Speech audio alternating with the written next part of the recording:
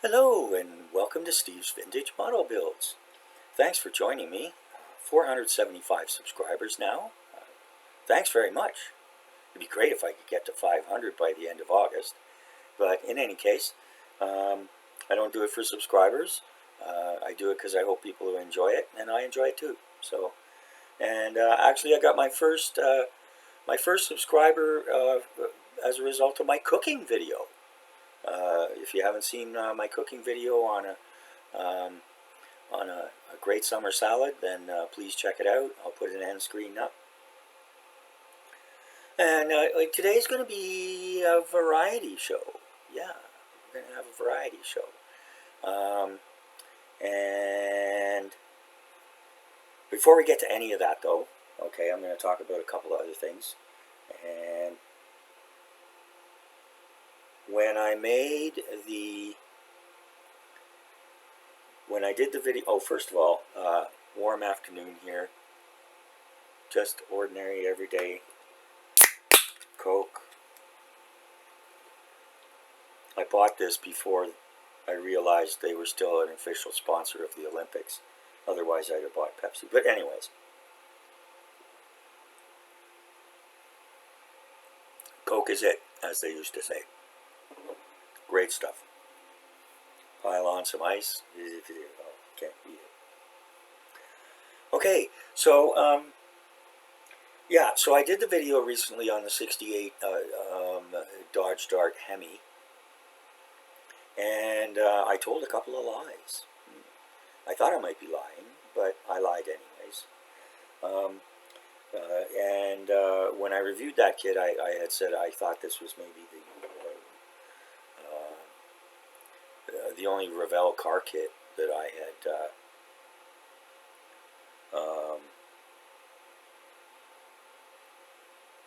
bought. I never built cars really as a kid. I might have put together a couple snap-togethers, which was pretty much where Revel was at that time. But for the most part, I avoided Revel. It was pretty roundly criticized as being childish junk. Like I said, if you wanted a snap-together thing, just a plunk on the shelf or whatever, or go back and forth on the carpet, I guess they were okay. But I don't know. Anyways, as viewers will know, and when I first got back into the hobby, I wouldn't even go near Revel. I mean, I was so prejudiced, really, I admit it. I'm not a racist, but I was prejudiced. And if I saw Revel, I wouldn't even look at it any farther. Anyways, but yeah, I mean, as time went by, and I think what happened was,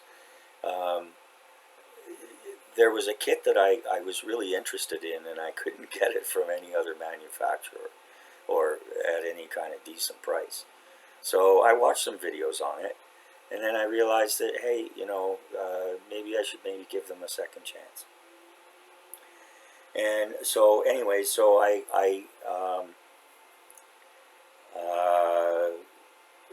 started at least giving them a chance, which I did. And I haven't been badly disappointed, I have to say.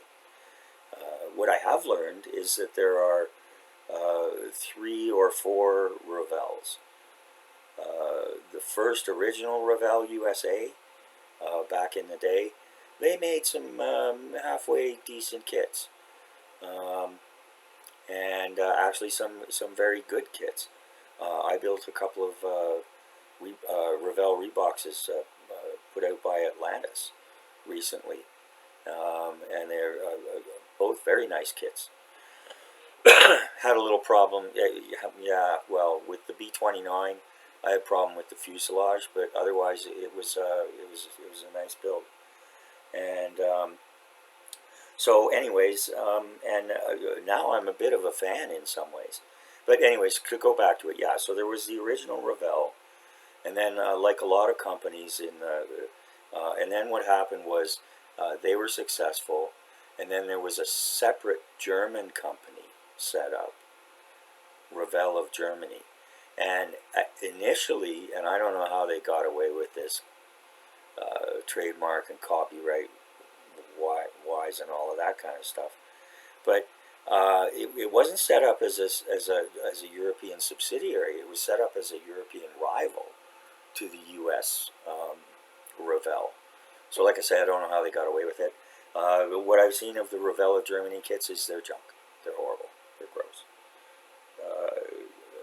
You know. So, and then there was, there's the new Revel. There's Revel USA, and then there was Revel of Germany, and then now there's Revel GmbH, which is now affiliated with Revel USA, which I think is called Caravel USA or something like that. Caravel, something like that. Anyways, so but yeah, when you're looking at Revel kits, do your research and be really careful. The other thing about Revel is that, like a lot of other manufacturers, they do reboxes, and they've done some great reboxes of old monogram kits. The patent tank. Well, no, that was released by under the monogram tag. But there have been a couple of kits that Revel has reboxed from monogram, and they're good kits. They're good little kits. Not necessarily the most detailed or sophisticated, but they're good value for the money, and lots of fun to build for the most part. And so I said I lied. I'm going to take this away from you. Now that you're shaking your head, wondering what the heck that has to do with anything, all shall be revealed, just as the heavens above us. I lied. I have this in the stash, and I watched the videos on this, and it's an impressive kit. Not just the review videos, but the build videos. And they've done something here. This is a Revel kit from back before. I've watched build videos, and they've done what AMT and MPC. I'm not a fan of MPC either, but I'm not going to get into that. But I love AMT, and they have 2-in-1 and 3-in-1 kits. So you can build them either way. And they often come with different motors and different wheels and all. So, I mean, after a few of their kits, you can kit bash one together practically. Or put together a really super auto shop diorama. So there's that, and then there was this one.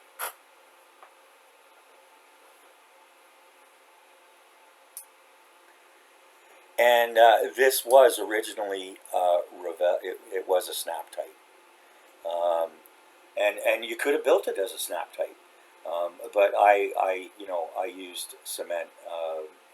Just to keep any shred of self-respect I still had.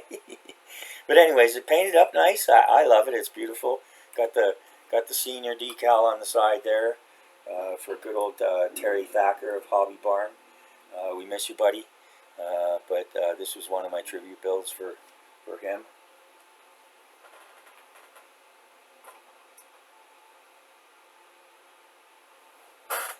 And I also have the Revel Bronco in half cab, which I'm not going to show you because it's a really big thing and it's up there back and etc. etc.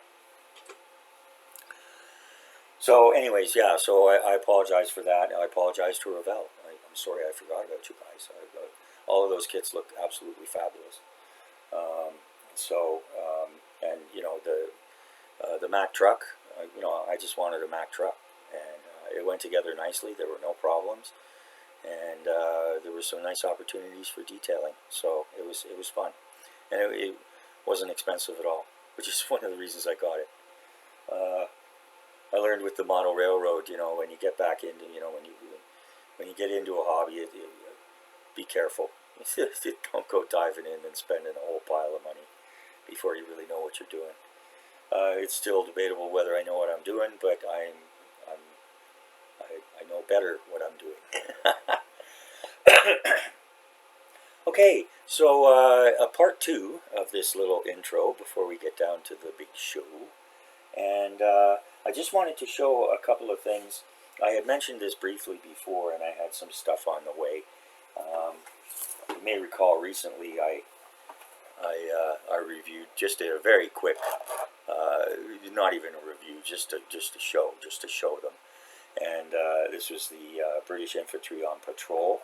You have 5 figures.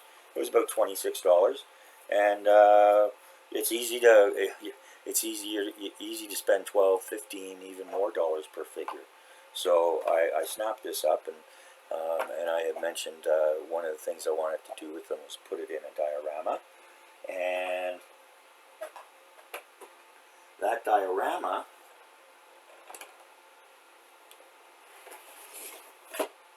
is going to include this, which has three military figures and one Frenchman, or one farmer. That's what you get.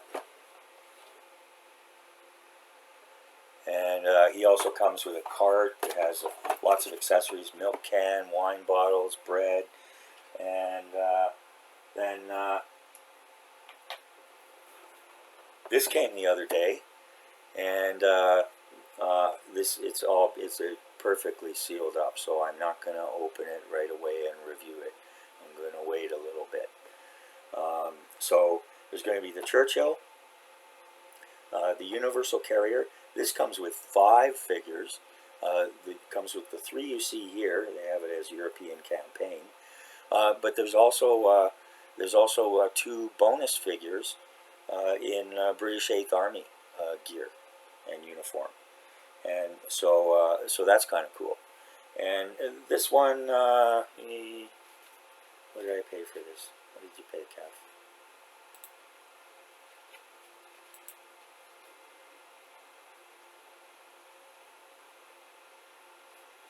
There we go.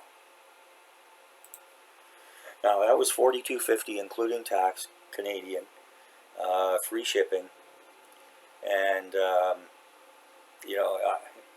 for $42.50,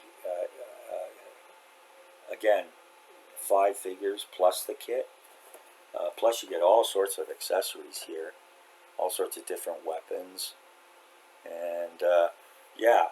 So I think this was from 1976. The Universal Carrier was from '76, and then the figures have been added and updated over time. So there's going to be that and that, and I was going to put this with the Studebaker, but I'm going to do it with this one now. I already have this one, and this is an American Jeep. This was the Tamiya, and I'm pretty happy with that. It turned out really good. The only thing was I broke off the side mirror, and it was, well, I suppose I could do something with wire and whatever, but I figured, well, side mirror just got broken off in war, right? Yeah. So there's that. I was really pleased with that build, and everybody I've talked to about this little kit, it's a real,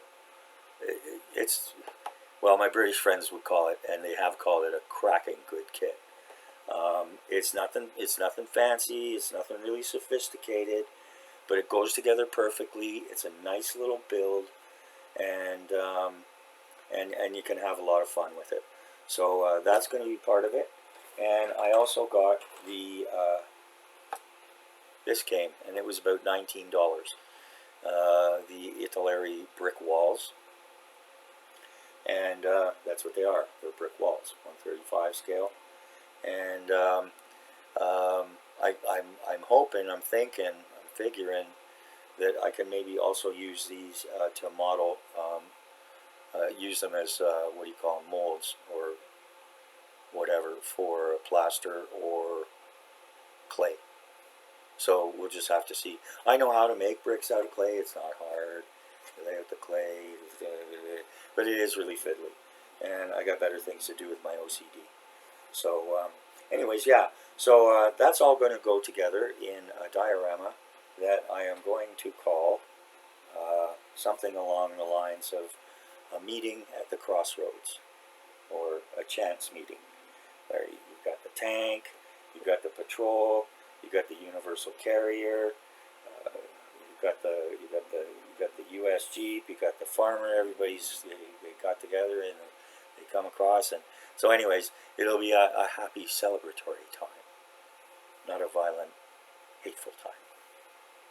Jeez, it's even wearing off on me. Come on, oh, it's oppressive, I tell you. Anyways, okay, so that's all that stuff.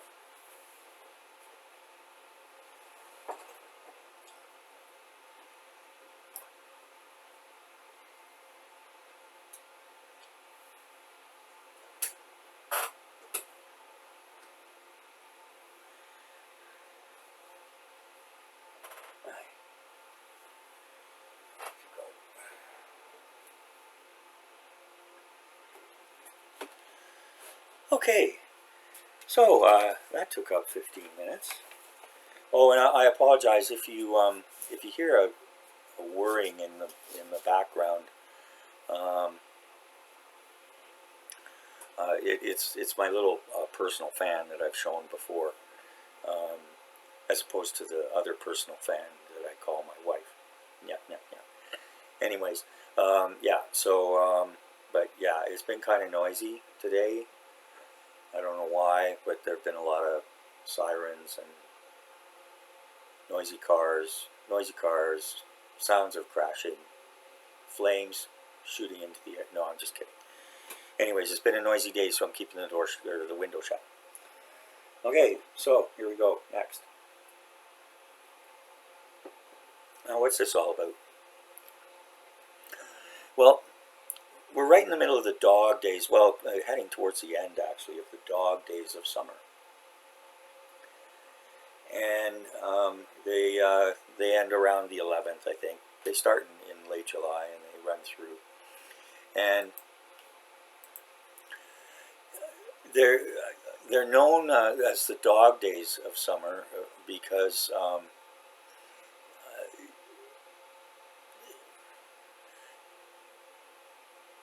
it's the dog days begin with the rising of the star system Sirius, and as we know, Sirius is known as the dog star. In Greek astrology, not astronomy, astrology. It was ancient Greek, Hellenistic as they call it now. Connected. It was connected to heat, drought, sudden thunderstorms, lethargy, fever, bad dogs, and just all around bad luck. Excuse me. And which is, I mean, that that's what we get, in late July and through into August is heat, drought, sudden thunderstorms. They had terrible hail out Calgary way just the other day, and did a lot of damage. Hoping the crops are all right, but we'll wait and see on that. And so all sorts of different nasty things it was associated with that, and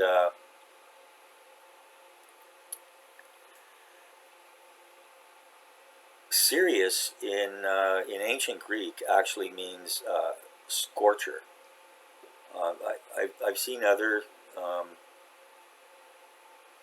I've seen other terms, but I think that's probably the most appropriate.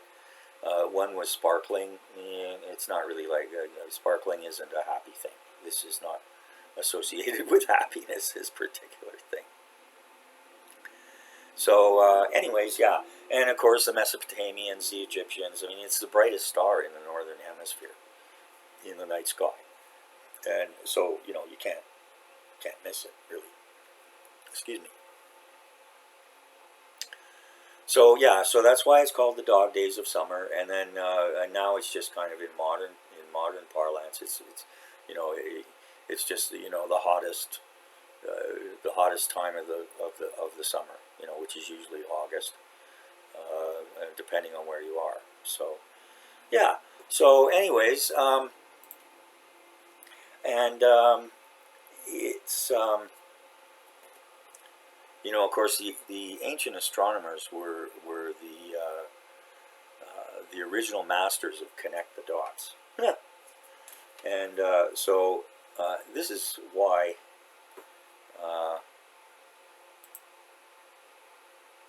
it's called a dog. Yeah. So, anyways, I believe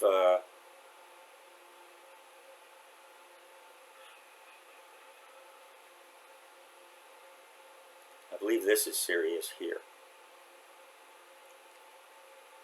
And so, anyways, they connected these dots, and yeah, so it's the dog. The other reason they refer to it as the dog star, because it Orion here, the hunter, rises in the night sky, and Sirius follows him. So, and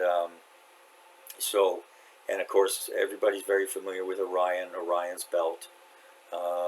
The three distinctive stars there, and then of course you have Betelgeuse here, which is getting ready to go supernova, and actually could be any year soon.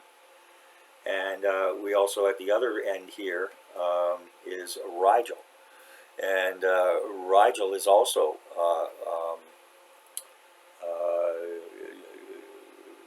going to burn out before too long.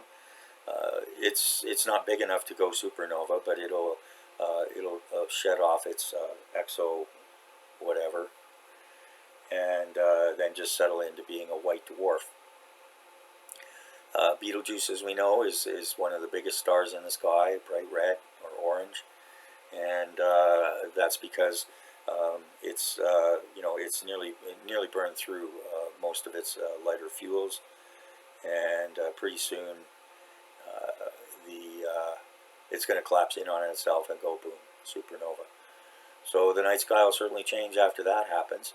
And then of course we see up here the Pleiades, and we get regular showers, meteor showers and whatever from the Pleiades and others as well. So yeah, so Sirius is down here, and let's see, just a moment, please.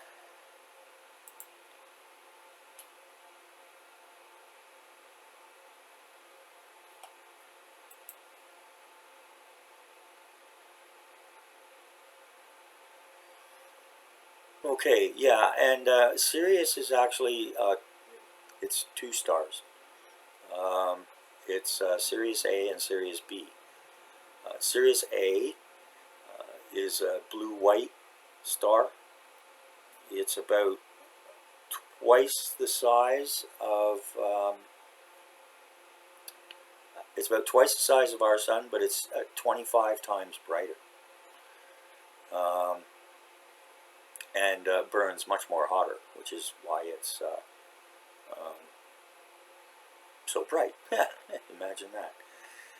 It's the next closest star system to us, next to Alpha Centauri, at 8.6 light years.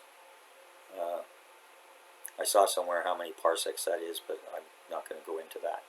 So, okay, so yeah, so there it is, and I want to check something else. One other little thing.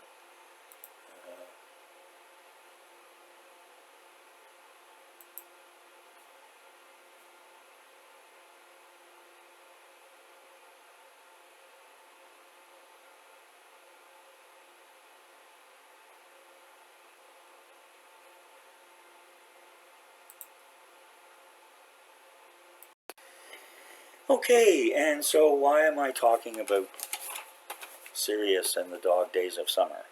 Well,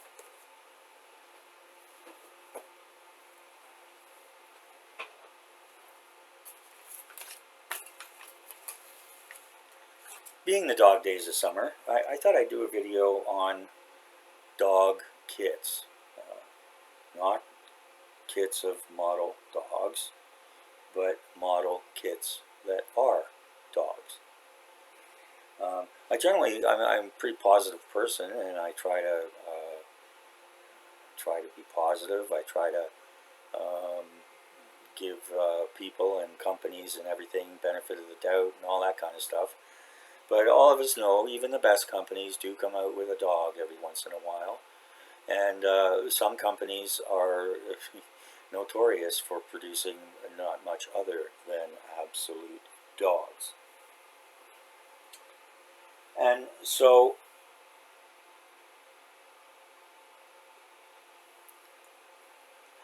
I want to start off by saying that, I mean, these are, of course, as always, this is just my opinion, and there's going to be kind of three levels. It's going to, a kid will get 1, 2, or 3 ARFs, and one ARF is like, yeah, it's not great. I probably paid a little bit more than I should have for it, but I can do something with it, and it'll look nice when I'm done.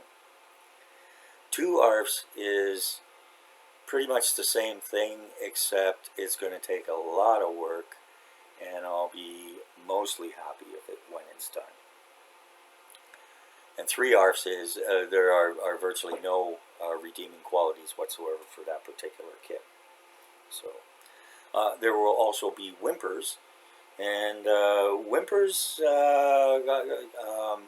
may also include my own personal shortcomings. So I'm not going to give a kit an ARF because I messed up building it. I'm going to give a kit an ARF and a whimper because it wasn't a very good kit. It was more expensive than it should have been, and for whatever reason it was not enjoyable for me. So, which again I admit may be entirely my fault with my skill level or lack thereof. Although I do believe I have a certain level of skill, and also one of my skills is knowing the difference between when it's me or something else. Okay, so yeah, so dog kits, and we're going to start.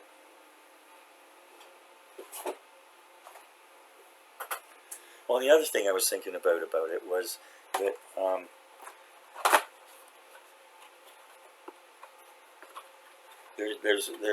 there's one kit video I did. I called it the worst kit I ever tried to build, or yeah, that's what it was, the worst kit I ever tried to build. And I'm not going to mention anything more about it other than it got more than 4,000 views. And for my little channel with my little videos, I'm lucky to get 100 views over time. So anyways, yeah, it was pretty negative, and I explained why, and I believe I'm a fair person and everything like that. But also the negative comments I got back, insulting me about my skill level, and that I had stupid expectations, and in any case, like I said, that particular kit, its name shall never be mentioned again. Its image has been stricken from all pylons.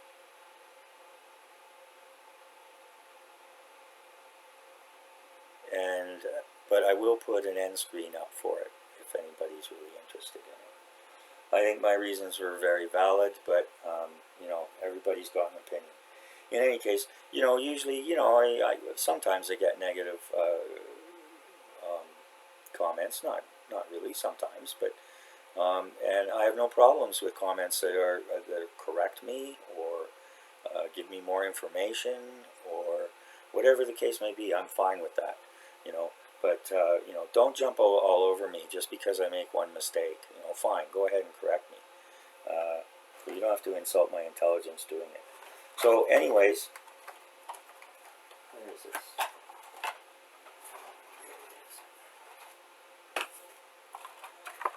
This is one of the first kits I bought, and I got it at the bargain bin from my local hobby shop here. And it's an Italeri. It's old because you can tell they have the extra I in there. FW 190D-9. And this kit was from 1978. And it cost me $4.99 Canadian plus tax, so basically $5.50. And I bought it with the, I got a Matchbox mosquito.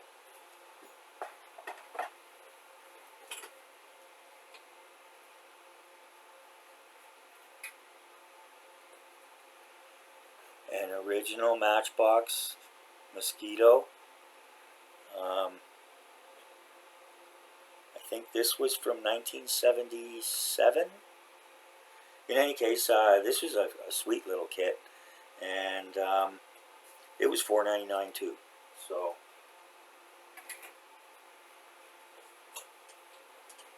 like, you could go wrong with Matchbox, right?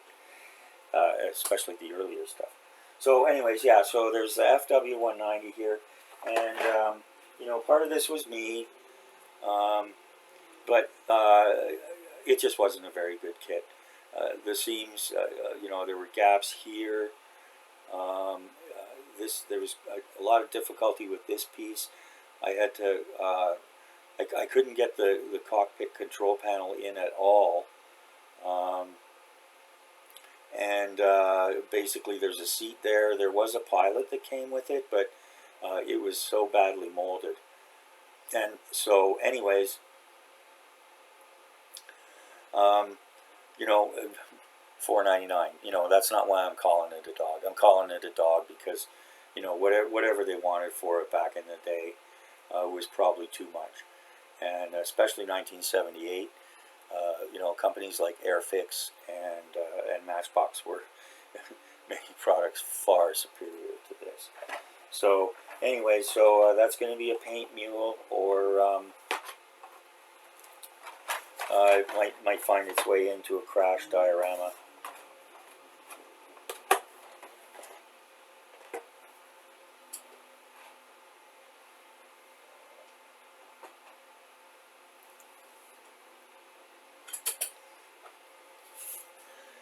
And that's one ARF. You know, if and the only reason it doesn't get two ARFs is that it only cost me $4.99. Yeah, so and yeah, it really wasn't worth me putting the time into it. So I started with that one, and then I gave up on it. I went, I'm not going to do this. I'm not going to frustrate myself. And boom, went with the Mossy. Turned out great. So yeah, so that's that.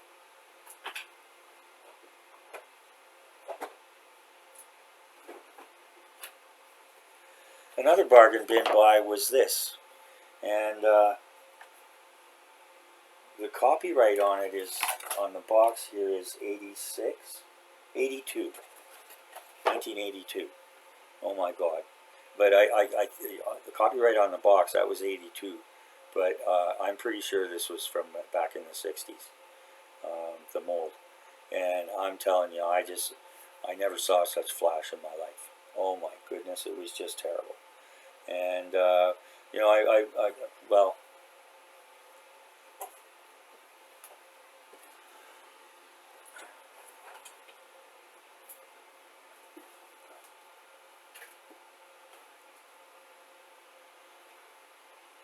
this is as far as I've got with it. The positive things are the figures were nice, even though you know, you don't see them, you don't see the gunners, yeah, you don't see the figures, but of course, same old problems with the old Revel. No matter what I did with these seams, they wouldn't line up properly and so forth. And I had already primed it and painted it, and I was already getting fed up with it. What really killed me was these seams. I don't know if you can see. Where are we here? No matter what I did, I tried everything to close up these gaps. It just wouldn't. I even tried ABS cement. It just they just kept popping out. So so yeah, the positive thing was the figures. They were nice, and I had fun painting them. This landing gear mechanism was really good. The struts aren't there now, but you could actually move it up and down. And but yeah, the flash was just absolutely terrible. Everything had flash. Everything. there were gaps for everything and misfits for everything. And it just, you know, again, it got to the point where I'm just like, no, I'm not going to do this anymore. You know, it was, I'm not kidding, it was at least 5 hours just trimming up flash. I'm not kidding. So, you know, that might end up next to the FW190 in a crash diorama.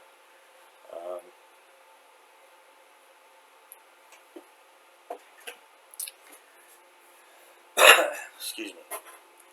Yeah, I mean, I had wanted a Lancaster, and you know, when I saw it, I think Matt had it for $14.99. I talked him down to $10.99 or something like that. But it wasn't even really worth that. So, not that I blame Matt for that. Okay, next. While we're on the bargain bin stuff, this isn't.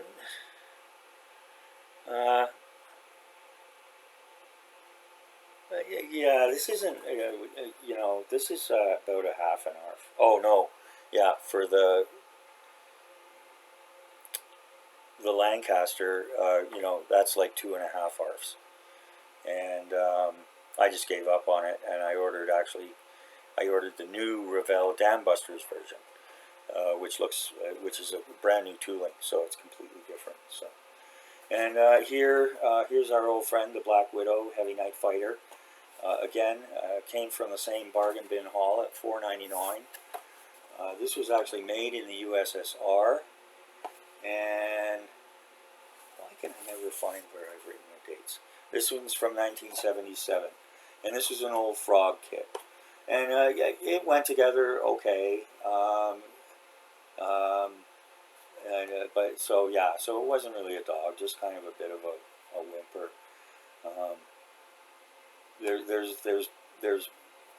There's better Black Widows you can get out there. Maybe not for $4.99, but there you go. Actually, I think this one was $6.99. Okay.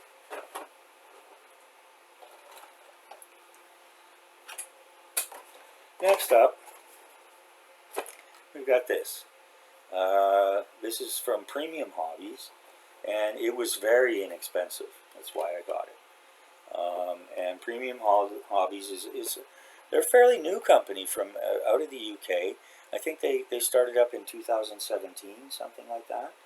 So and you know, I didn't have really high expectations. It was only like, I think it was only like $16 including the shipping. So, you know, it was just, you know, I wanted a zero kit, and how can you go wrong, right?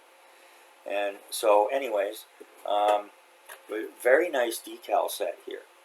And I haven't opened the plastic yet, but you know, from the feel, they feel good. And it says they're printed in Korea. So they may have Academy do them. I don't know. But the kit itself was well, $12. It was, you know, it was very simple, and so I mean, if it was going to be the first thing you build, it wouldn't be the worst thing you could start with. But if you just want a little zero, there's way better kits out there. Some of the things were a bit of a struggle. There is some nice detail, you know, so to each their own. But for me, you know, that's a one arf. And, yeah.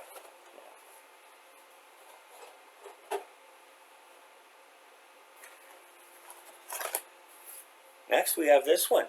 Now, I love ICM. Don't get me wrong. I love ICM. And actually, this was one of the earlier ICM kits I got. And one of the main reasons I got it was for the figures, but it's also a combo kit. Now, and the figures are beautiful. ICM figures are fabulous.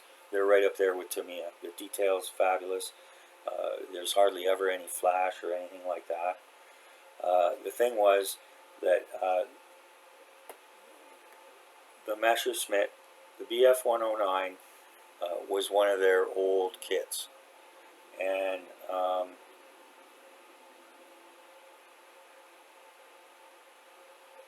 I'm not going to say their old kits are no good, but this one was no good for me, that's for sure. There's a couple things in general about their old kits, and the first thing is that they give you a sprue map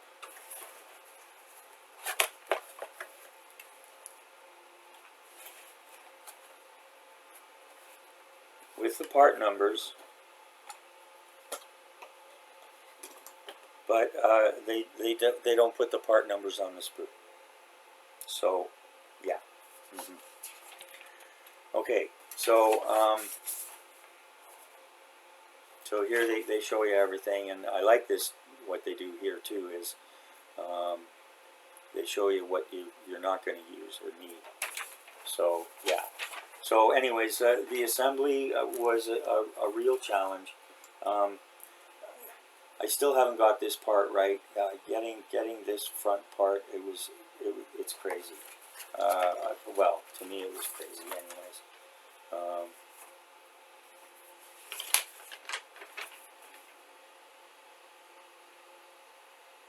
Yeah, so this is how it goes together.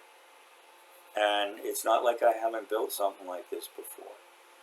And but then it goes in here like this, and then these two pieces go here, except I had the devil of a time with it. Nothing would line up properly. And the other thing is that once you do all that, it's just covered up by the cowlings anyways. Now, you certainly could. There is a guy there with a screwdriver, but you don't have to have the cowling open for him to be doing that. So it's a shame to do all that work and then have it all covered up. Also, yeah, it was just there was bad. See, look, even after all this, it's not in there properly, and this hasn't lined up. This didn't line up on this side either. It was even worse. Gaps here. I did repair here already, and the way this goes up in here is absolutely insane. Yeah, I was not impressed with that at all. But the redeeming quality of the kit is you get these 5 figures, and they're beautiful. They're beautifully done. So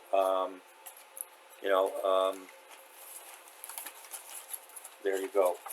Plenty of other opportunities to use those without struggling through this. So, and I really don't like to give up on a kit, but in the end, this is my hobby, and I don't do it to get all frustrated. And if something's frustrating me, then it's just not worth it. So sue me.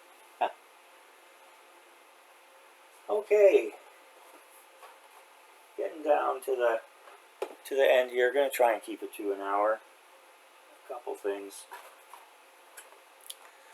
Okay, here's the Roden 172 SDKFZ 234/4 pack wagon, also known as the Schwerer Panzerkanonenwagen.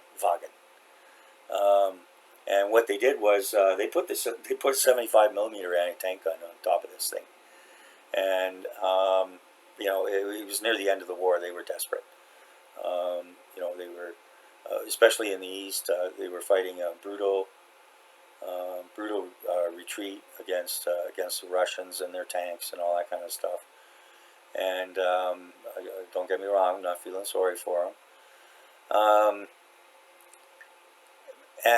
Actually, this kit comes with a couple of versions of a captured Soviet or a Czechoslovakian forces version, so you don't even have to do the Nazi version. You can do the captured Soviet or Czechoslovakian. Given my choice, Czechoslovakian, but that's just me. So right off the top, the quality of the plastic here isn't very good. And I've since learned, and this was part of my learning experience, is that Roden kits tend to be over-engineered. You know, we all appreciate detail and so on and so forth, but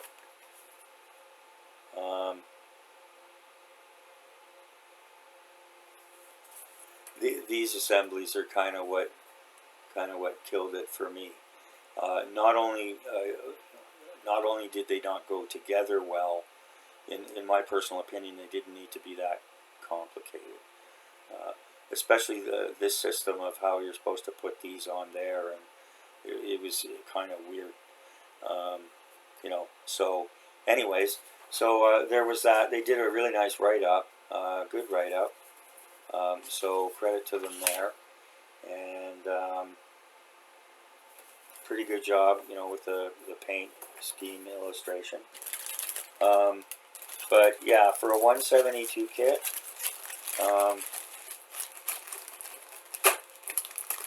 I didn't see a part count, but for me, way too many. And I know it's a Puma, which by its nature has a fairly complex suspension and so on and so forth. But yeah, that gets a whimper.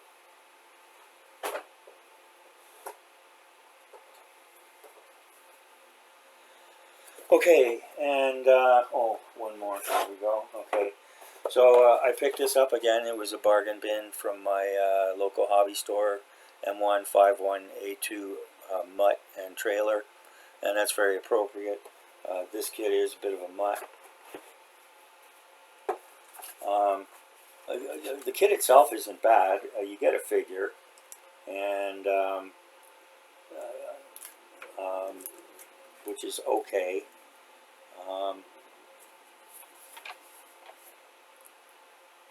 I mean, it just is what it is, and you get the trailer. So, but here's the funny thing. Here's your accessories. Here's your U.S. Army ration boxes. If you like origami, you're going to have fun with this. I built one. I have it here somewhere. And actually, it's not bad. It looks kind of real. But that just kind of... So, anyways, that gets like half an arf and just a little whimper, which is, you know, just kind of cute. But anyways, yeah, so take that for what it is. There you go. Gonna build that kit though. That's Vietnam era. I've got a era, and I've got a M113 armored personnel carrier to go along with that. Let's be okay.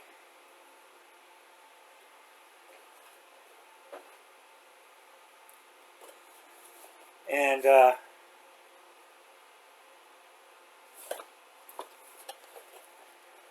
this isn't really a dog, it's a puppy. And it does come from Miss Tama. But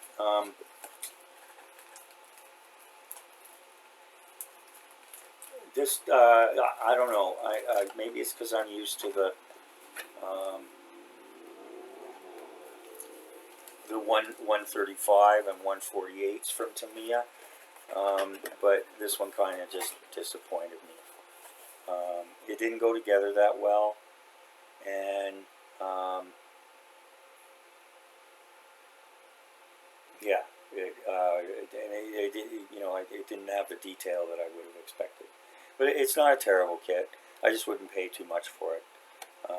And this one was made in the Philippines, so that's okay. And we're almost there, gang. Here we go. So I got this from Trumpeter, and it was about 30 bucks, including tax. And I got it just because I wanted a submarine to put on the shelf. Well, that's what I got. It's pretty much a snap-together kit, and it was pre-painted, which was actually, the pre-painting was mostly great. Came with a stand, but yeah, you know, that's more of a whimper on me. I got what I wanted, but there you go. So I sure wouldn't want to pay more than 30 for it. So there you go.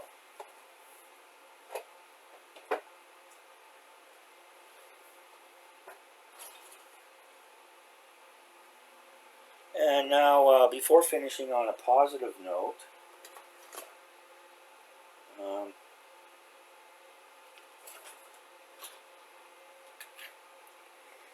I'm going to talk a little bit about Hasegawa. Now, to my knowledge, I had never built a Hasegawa kit. And actually, I hadn't really ever heard of them. Maybe it's just because where I was in Canada, they didn't market. I don't know.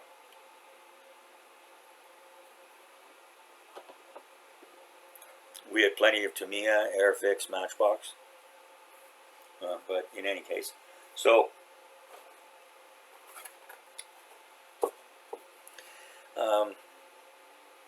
I found this kit. It's a 148, and looking at the contents and everything, it's a really cool kit, and you get a really nice stand, which I haven't wrecked by trying to paint it yet. This is cute. You get the famous gold record that's on it, with instructions in I don't know how many alien languages how to play it. And you get a little alien there. He sits on the base and he waves. He's like, hi. Anyways, and that's on a wire like that. So, anyways. And that's okay as far as it goes. It's very nice. And the problem is this. And this, I can tell, is a photograph of their built kit, which is beautiful. But it also shows one major flaw here, and that's that this is like a helix. So it's like a corkscrew. See that? And it's not like that. Okay, I checked it. It's just a straight, three-sided, triangular, just to run straight. It's supposed to run straight up there. So, anyways, and also it struck me as a little over-engineered, but I will complete it, and it'll get, I expect, hung from the ceiling, some corner ceiling. And here we are with our old friend the Akagi. I freely admit that when I got this kit and when I started this kit, it was too much kit for me. I'm pretty sure that I can finish it up now. It's mostly done. All the really hard stuff. There's a few things I have to correct. But there she is so far. And it's things like this, like these little launches. They were like 3 and 4 pieces. Like, why? Why? It's 1/700 for heaven's sake. Beautiful decal set, and actually, I had a bit of fun painting these. The aircraft, various different aircraft, and I know that looks black, but actually it's what do you call it? Like olive drab, olive green, which is what they said to paint it. So I did. So, anyways, I'm actually I'm starting to get a little itchy to get back to this, and I was looking at it not long ago and realized that it's not going to take that much more to get her over the home stretch, and I'm pretty sure that I'll be pleased with it when it's done. So, but yeah, again, it struck me as being a little over-engineered.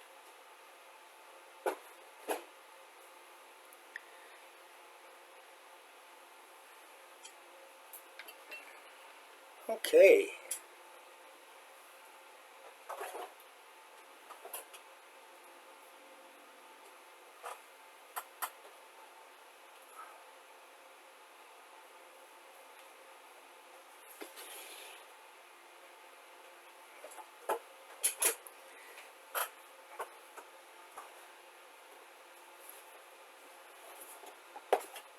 Okay, one last dog, and then we're going to move on to something, some positive things very quickly. And so, anyways, here it is, the 172 Academy Tempest. And I've had other small Academy kits. I've got the Stuka, there were a couple of others. And the aircraft and everything. I mean, you know, they are what they are, and they're not super detailed, but you know, they're fun to build and everything. And this is okay, but I don't know. I don't know how it happened, but well, excuse me. It was probably on a Saturday night after I'd enjoyed a nice dinner and wine, and anyways. So the detail on it is okay. And you know, it's not really short of parts, although a lot of them are just bombs and tanks. And again, you know, I can put it down to me, but it didn't seem to be up there with the other Academy kits in kind of the same category. And I love Academy too. And especially now, they're producing fabulous kits. And so, and if you're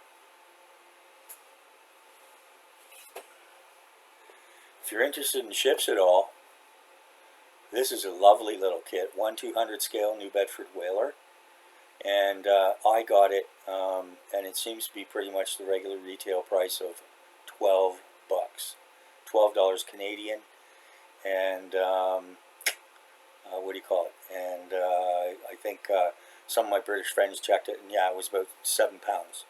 So. And last I checked, it's still available at that price. So, you know, no complaints about Academy. It's just, and like I say, you know, it's half my fault. I should have thought to myself, gee, that's a little much. But anyways, that's the way it went. So, yeah, it's that's kind of half an arf and a whimper. Okay, so, oh yeah. Just very quickly, this was a bit of a dog. There was way too much going on with this kit than needed to be, and so, anyways, you know, there's no need to do all the suspension and everything like that. I mean, it's they've done other kits where you don't even put the tracks on. So, but you know, for me, you know, because of the way it is here, and you know, you don't need all those little road wheels and everything to all be separate parts and everything. But anyways, that's just me. So there you go. And yeah, so, and I talked about Revel and at the beginning, and I'm going to wrap it up on a bit of a positive note in a couple of ways. First of all, is, you know, I got to say, I'm not going to say that any one manufacturer, all their kits are terrible, or anything like that. I'm just kind of going over my experience here. It's summer, everybody's just kind of kicking back, relaxing, and you know, let's see if the negativity sells. Okay, so yeah, I had mentioned Revel and their reboxings, and I wanted just to show off these. There's a couple of things. You got these Revel. This one's yeah, these are 176. They're usually 176. You got the Char B and the the Char B and the Renault tank here, and you get a fabulous diorama there. You get figures, etc., etc., etc. These are actually old Matchbox kits. These were originally Matchbox diorama kits, and they're just as good today as when Matchbox was doing them. So if you see a 176 with a diorama, it's Matchbox, just reboxed by Revel. And to finish up on the Airfix Vintage Classics, like the Buffalo there, at least Airfix is honest about it. I'm going to say that to start right off the bat. And Airfix is doing better, and they do seem to be listening to people. But at least they're honest about it. What they do with their vintage classics is they're old kits with old molds, um, and you know, they just they put them out there, and most of them are quite reasonably priced, unlike some of their 172 kits. But so, anyways, the vintage classics they are a mixed bag. The I built this one, the Mark I tank, and I'm very happy with the way it's turned out. There were a few little problems with it, but the biggest thing the purists might be upset about is the ports are here, but there's no Hotchkiss machine guns. Like this would have had the two main guns, and then I think either 4 or sometimes even 6. No, maybe the female had 6, but I think it was 4 Hotchkiss machine guns. So, but I suppose if that was really that important to you, you could do that. So, on the other hand,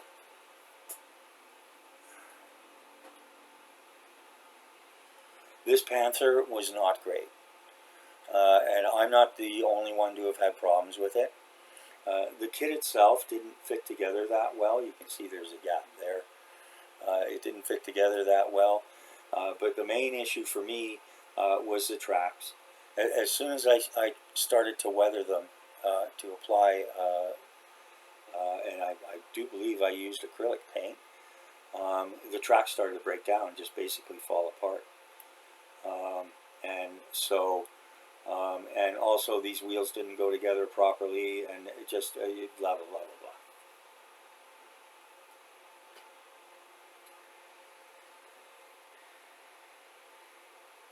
So yeah, again, as with others, if it's a vintage classic, there's plenty of reviews and stuff out there. So, you know, go do your research before that. And I'm going to finish on the positive note here.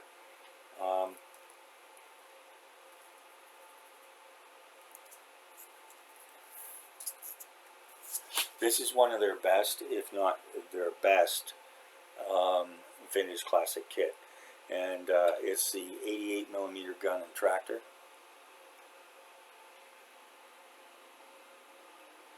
And it comes with 4 figures. I've only got 3 here, but I don't know where the other guy went. Maybe he'll be around somewhere. Maybe he ran off in the desert, went mad, ran off into the desert. So yeah, and so you get the gun carriage as well as the 88mm gun. Inexpensive kit, you know, 18 bucks maybe, something like that. And I got the tent and the fire pit from Italeri, and so yeah, you know, for a few bucks more, I got a whole big bag of these palm trees for like 10 bucks off Amazon. The rock came from the garden. These barrels were just left over from something else. You know, and you know, in the tent thing, I got 2 tents, 2 fire pits, plus the water well, and you know, whatever it was well worth it. So, and these are 172, but they work. I figure that's a good size tent for, you know, 4 guys and their stuff. I don't know. It's my story, and I'm sticking to it. So yeah, and the sand was just coarse sand, coarse, you know, play sand, hobby sand, whatever, from the dollar store or the discount store, because nothing costs $1 anymore. Okay, so that's it for today. Went a little over an hour, but I hope you've enjoyed it, and had a little bit of history, had a little sort of semi-kit review after build reviews, and a whole bunch of opinionating. So, anyways, thanks to everyone for watching. I really appreciate everyone's time, and it is important to me, and it means a lot to me that people spend any of theirs with my videos. Won't be long before we get another cooking video. It'll probably be another salad, but as time goes by, I'll probably be making more of those. So thanks again to everyone, and hope you have a great day and stay safe. Bye now.